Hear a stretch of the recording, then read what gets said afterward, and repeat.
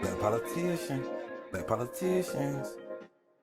Black politicians got leaders and preachers. I promise my people that we gon' survive. Black politicians for all of my kings and queens who really be doing their job. Black politicians we living. I notice your struggle, your hustle, just being alive. I promise, bro.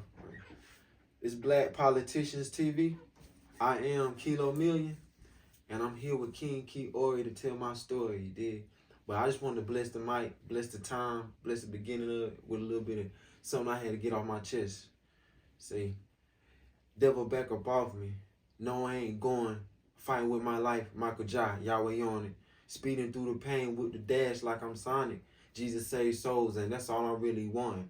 God come save me. Dealing with all this pain inside me. Oh, what was that? What was you just spitting right there? Man, bro, it's just something I had to get off my chest, man.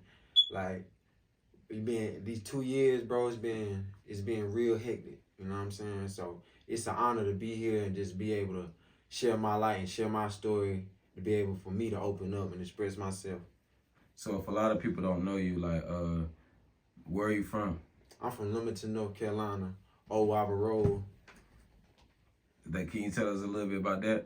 Growing up in Lumberton, man, it's a small city. So the crime rate is high, but we got a lot of talented people down there in Lumberton. So growing up in Lumberton, like how a lot of people view the industry, music industry in particular, like the Wu-Tangs and everything. Like my upbringing was heavy on music, not sort of say like Tupac or nothing like that, but like friends and family started being the influence on reason why and who like shaped me and molded me and who I am right now. So who are you right now? Hey, I'm Kilo Million, man. You know what I'm saying? I'm a hardworking man. You know what I'm saying? I'm a God-fearing man, and I take care of all my responsibilities. And if anybody know me, they'll tell you my nickname, Mr. Handle your business. You hear me? That's the first step. So where did you learn that from? Like, who were your influence? Did you have like a positive father in your? Oh yeah. You want to speak on Man, like? I grew up in a 2-parent household, sitting around. It is a Christian home. You know what I'm saying? And I ain't gonna lie, we all fall short. We all make mistakes. You know what I'm saying? I got 4 brothers and 1 little sister. You know what I'm saying? So I'm not the second baby. You know what I'm saying? So I try to be like all my big brothers. You know what I'm saying? So, like, do you feel like you was a privileged child growing up? Yeah, I was blessed, bro. Like, plenty of times, like, it could have went left, but God had his hands on me wrapped around, you know what I'm saying, where I stayed on track. You know what I'm saying? I stayed on track. I ain't gonna lie, like, when I was 14, I had my first child, so that was hard on my parents then, you know what I'm saying? I felt like a burden to them, but even, like, family and friends, they told me, hey, we gonna stick right here through you know what I'm saying? Even though you fall, don't quit. You know what I'm saying? Keep going.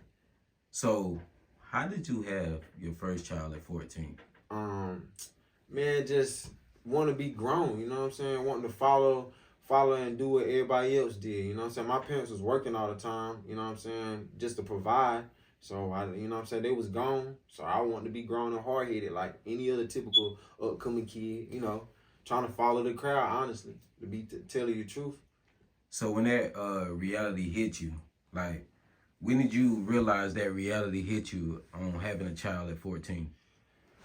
The reality hit me, man, when, you know, life set in, like, hearing her first cry, you know what I'm saying? Like, hearing her first cry to know, like, bro, like, you ain't no kid no more, you know what I'm saying? You really gotta step it up 2 times harder. Like, what they doing and what you doing is, you can't do what they doing. Because you got a whole nother mind frame and you gotta shift. So, like, how was the early years of you when you had like your first child? Like, how did those first early years go? Man, the first early years, I had teachers, just, you know what I'm saying, try to tell me I wasn't going to amount to anything, you know what I'm saying, beat me down, judgmental people like, oh, you got a kid and you only in 9th grade, you know what I'm saying? So it was hard for me to be able to like not care about what somebody else had to say about me, you know what I'm saying? Like that'd be tough for a lot of people coming up.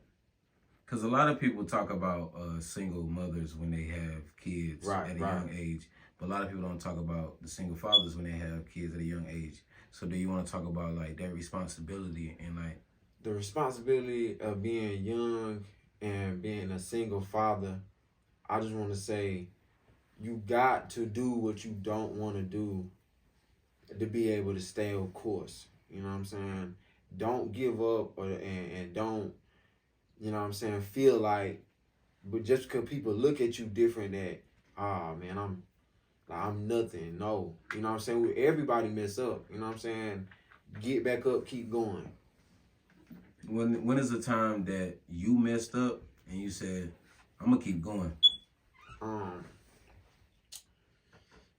Man, I ain't gonna lie. There was one version like in 10th grade.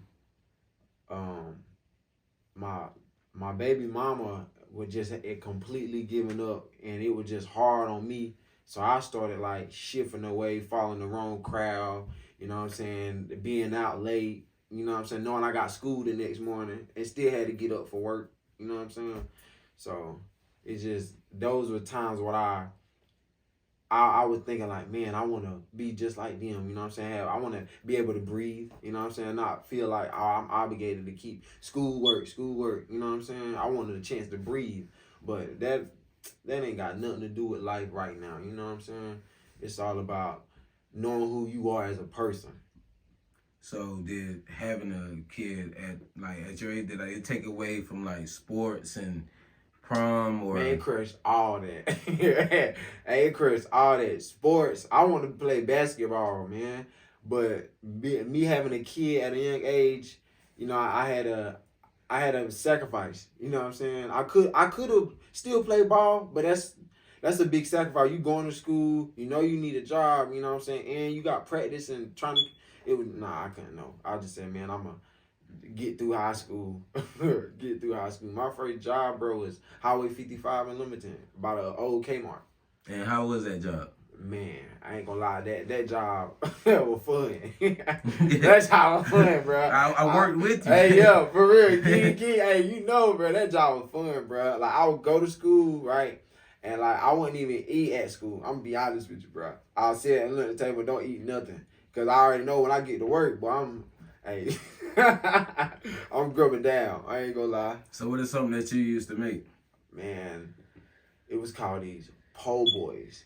And like, I ain't never really heard of it before, but they take this like sub, you know what I'm saying? You steam the bun, and then they take fried shrimp, you know what I'm saying, and lettuce. And then it's some type of, I want to say tartar sauce, po' boy sauce, or something like that. Secret sauce they made like Ed from Good Burger, something like that. Slap it on there, man. It sound nasty, but it's good. I'm telling you, you won't like it till you try it. I'm telling you. So like, I'm telling you, the po' boys should be crazy. So you was working at Highway 55. Yeah, matter of fact, Big Leap, my big brother, he really put me on to the job. He was working there before me. So when it comes to that job, did you and me working there, did you ever hear any stories about me allegedly? Man, no, bro. Like, honestly, bro, we had just had fun. It was just fun, bro. We had fun. And they said I don't eat too much food, No, bro. Like, man, no. We all eating food. Yeah. I ain't gonna lie. Everybody there was eating food. Everybody there was eating food. We were all eating food crazy back there, back in the back, going back. so during that time, right? What year was that? That was probably like 2018, probably maybe 2017. Maybe 2017 to 2018. It's somewhere around that time. One of those two. so. And around that time, is that around the time that like you met the woman that you with today? Yep. Right around that time.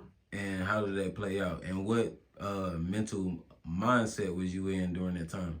Man, I ain't gonna lie, bro. I met my wife, bro. She was in foster care. You know what I'm saying? So it was like a little bit like off and on here and there. But when she finally aged out of the group home, you know what I'm saying, she hit me up. But I had deactivated my Instagram. Like, I wasn't even on Instagram for a while. But when I relogged back into Instagram, I had seen her message. So she was like, yo. I'm like, what's up? You know what I mean? She was like, I'm out foster care. You know what So I'm she saying? slide in your Like, DMs and like, I say, ain't gonna yo. lie, bro. I'm just saying this Look, is the truth. You feel look, me? she Like, can say cap if it's cap. If it's cap, it's cap, bro. It ain't cap, bro. I ain't gonna lie. We gonna be all Yeah, so she slid in your DMs and said, yo, I'm million. at foster care, you know what I'm saying? But at the time, like I said, I was working at Highway 55. And I'm talking about open and close. I'm talking about take a break in the middle of the day. So it was hard for me. Like, I just can't. At the time, I just couldn't be like, yeah, we can link up. So I was like, hey, you come to Highway 55, get some food. You know what I'm saying? So, and ever since then, bro, we been nonstop. We done hit our rough patches, but, bro, with God first, bro, and a right mindset, you accomplish anything, bro. So, like, keeping God first in a relationship, do you feel like that's what gives the longevity? That's most definitely what gives the longevity, bro. I feel like when, you know what I'm saying, you led by God, you know what I'm saying, you listen to him, even though it ain't on your right timing, and then, you know, you got a person that you can just, when you at your lowest, they'll be able to build you up, you know what I'm saying? Like, 2 is better than 1. You see what I'm saying? Just like if we join hands, like, bro, 2 is better than 1. It's power. Feel me? And what made you guys get married? Bruh. Me, because I was ready to settle down, bro. Like, I'm a person that I got my mind set to do something, and like I think about the longevity in it. That's why I said my mind is always thinking, and I'm a thinking person. You know what I'm saying? So like my longevity was like, bruh, I'm already at like 2 kids. I had 2 kids before she met me, so I'm at 2 kids, bro. I'm not just about to keep having kids and just keep pushing them out, and I'm putting them more burden on myself. So I just hear them like, you know, let's just go ahead and do it. Cause like we stick together, you ride or die for me. All right, we young, yeah, but in 10 years, bro, when I'm 30, I'll be able to say, yeah, bro, I've been married for 14 years, man. You know what I'm saying? Like that's a long time. Yeah. So like now I'm just Mr. Handle your business, bro. Like my mind set on something, I'm gonna go for it and stick with it. So like what you like to watch on Netflix when you just like relaxing and chilling? I ain't gonna lie, bro. I don't really be on Netflix, bro. I be mostly on like Stars. I've been in like The Chi. There's a show called The Chi, bro. It's good, bro. Like 50 Cent Power, bro. I think like the first series of the Power joints was good, bro. But some stuff, bro, you just gotta learn how to cut it off and don't. You know what I'm saying? You gotta just learn where to stop it at. You know what I'm saying? Like, and I feel like the more he keep going with it, it just, I don't know, bro, it's just not the same no more. You feel me? But for the most part, like, I'm into, like, crime movies, you know what I'm saying? Mystery, thriller. I might check out comedy movies, but, like, lately, bro, just, everything ain't, comedy don't even be funny, it be just silly. You know what I'm saying? Nobody ain't really funny no more. So who is your favorite comedians? Man, my favorite comedian would be probably Bernie Mac, you know what I'm saying? Cedric the Entertainer, and right now today, DC Young Fly, and that's in the new gen. You know what I'm saying? That's probably they're my top 3, bro. Facts. Top 3, bro. So I'm tripping, bro. I'm tripping, bro. Let me at least add 2 more to that list. Nah, you good. Eddie Murphy and Martin Lawrence. So Bernie Mac, you're number 1? Yeah, Bernie Mac my number 1 because he said it came to his mind. He old school, bro. Oh, and then. Care how you feel, bro. You laugh with it, but he was serious about having stuff he said. Yeah. So, what's your favorite gospel artist? Favorite gospel artist would be. I ain't gonna lie, bro. I like Lecrae, bro. I like Lecrae. And what is it about his style that makes you? See, Lecrae, bro. His message for God ain't changed, bro. I feel like he's trying to get it spread in a relatable way. You see what I'm saying? You know how like the new generation like drill, uptight, like tempo beats. You know what I'm saying? Harder, and you know what I'm saying? Versus old school was like lyricism. You get what I'm saying? Like he went from lyricism to like kind of like, okay, I see they ain't really into lyricism like that no more. So I gotta be able to dumb it down so they can understand. But also they like beats. They like trap beats. You know what I'm saying? New York style. Do you like trap beats? Man, They alright, but my preference is samples. I love samples, bro. Like samples do something to the soul. I don't know what they be doing in them, but they just do something to the soul, man. And what is it about samples that like impress you? Taking something that's already got meaning and value, right? Like we say Teddy Pendergrass song. You know what I'm saying? Teddy Pendergrass can sing. And you take that and you still keep something from it, but you change it in your own narrative, in your own way. But it's still giving that same vibe and the same feel. That's what I love about them sample beats, bro. That'd be my main go-to sometimes. Do you like what's your like your go to far as R&B? Go to R&B right now. I ain't gonna lie, I'm gonna have to go with. I'm still on Chris Brown wave, bro. I feel like he the king of it right now, bro. You can't take nothing credit from Chris Brown. You really can't. You really can't, bro. He like the new generation Michael Jackson, if they want to be honest about it. So what's your like top 3 Chris Brown songs? Deuces. I know everybody know Deuces. When Deuces dropped, that was hard. That was hard. Look at Me Now. I know these ain't R&B, but I'm starting from there because this Chris Brown we talking about. And Yo, excuse me, miss. I say it from across the room. That would be really my number 1 R&B song by Chris Brown. So like, do you like the new Chris Brown songs too?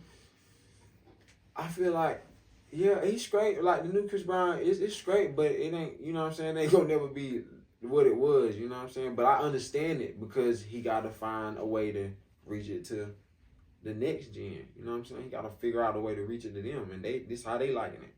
And do you feel like it's hard to reach the next gen with this, like with music these days? Like, I don't feel like it's hard. It's just all about what you willing to put in to be able to get the mission accomplished. You know what I'm saying? But I ain't gonna say it's easy. It's not easy. It's not. You know what I'm saying? Because people got their own worlds that they live in. You know what I'm saying? And that be the main thing. Their own world. You know what I'm saying? So it's hard staying in your lane and then you see somebody down and you like, dog, bro, like I'm still trying to stay in my lane. You know what I'm saying? So I got to be able to still, I don't even know what to say to help them pull them up. You feel what I'm saying? Like, but sometimes have anybody came to like you for advice and you help pull them up? Like, yeah, oh, bro. This the crazy thing. I be in my lowest state sometimes, and then somebody come to me about advice, right? And the advice that I give them, right, it really be for me. You get what I'm saying, bro? Like, that's how God works sometimes, bro. Like, and it's crazy, bro, because I be low. You know what I'm saying? Somebody come in, hey, y'all. Because, bro, a lot of people think, you know what I'm saying, the most highly of me, bro. I'm just like any other normal person. You know what I'm saying? I'm just like a regular person. So we all go through stuff, trials and tribulations. So it be hard for me, like, bro, I can give you stuff, but, bro, I also got to be doers of what I say. You feel me? You're now tuned in to Black Politicians TV. I am Kilo Million, and you want to cop your merch like a Nuha on the shirt, you go to anuha.com.